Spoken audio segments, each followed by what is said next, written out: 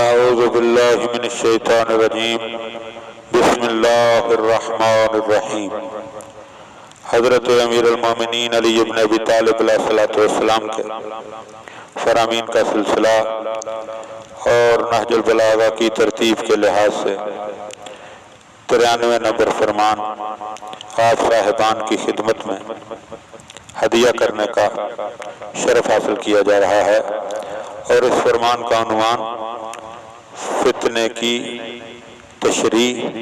اور فتنے کی تفسیر ہے۔ وقال علیہ السلام، آپ علیہ السلام نے ارشاد فرمایا، لا یقولن احدکم، تم میں سے کوئی شخص یہ نہ کہے، اللہم، اے اللہ، انی اعوذ بکا، میں تیری پناہ چاہتا ہوں، من الفتنۃ، فتنے سے، لأنہ، کیونکہ لیس احد الا ہوا مشتمل علی فتنۃ، اس لیے کہ کوئی شخص ایسا نہیں ہے جو فتنے کی لپیٹ میں نہ ہو، ولیکن بلکہ ایسا ہونا چاہیے کمن استعاذ، کہ جب وہ پناہ مانگے، فلیستعذ من مضلات الفتن، اسے چاہیے کہ وہ اللہ سے گمراہ کرنے والے فتنوں سے پناہ مانگے۔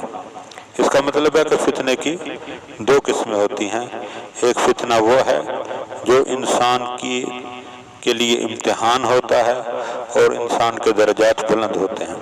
اور دوسرا فتنہ وہ ہے جو انسان کو گمراہ کر دیتا ہے۔ فإن اللہ سبحانہ،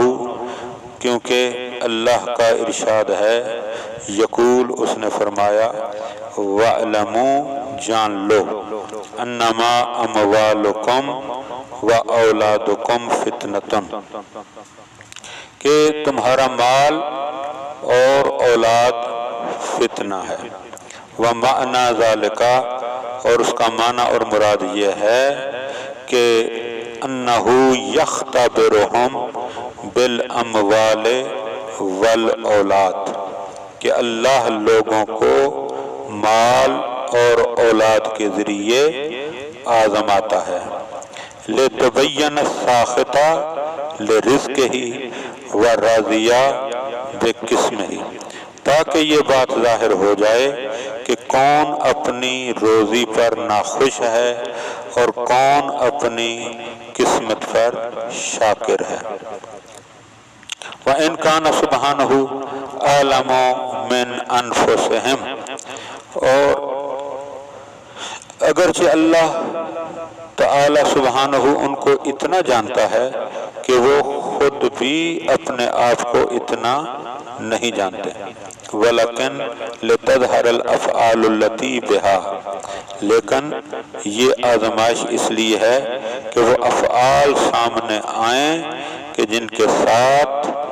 یستحق الثواب والعقاب، تاکہ وہ ثواب کا استحقاق پیدا ہو سکے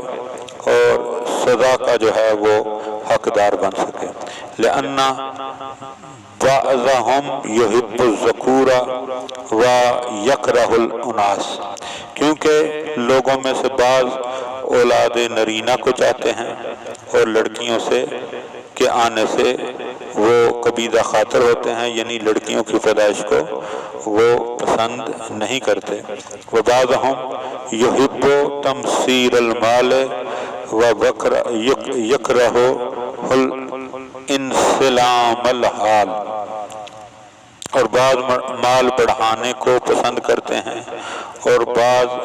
شکستہ حالی کو، یعنی برے حالات کو اچھا نہیں سمجھتے، برا سمجھتے ہیں۔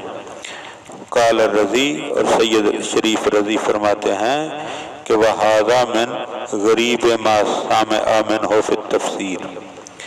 یہ ان عجیب و غریب باتوں میں سے ہے جو تفسیر کے سلسلہ میں آپ سے وارد ہوئی ہیں۔ لہذا ان جملوں پر اچھی طرح غور کریں کہ مولا فتنے کے حوالے سے کہہ رہے ہیں کہ کبھی بھی یہ نہیں کہنا چاہیے کہ اللہ ہمیں فتنوں سے بچا، بلکہ یہ کہنا چاہیے کہ اے اللہ ہمیں فتنوں کی گمراہی سے محفوظ رکھ۔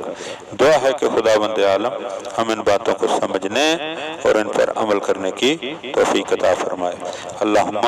صلی علی محمد و آل محمد۔ چاہیے تیری سرکار چاہیے، اے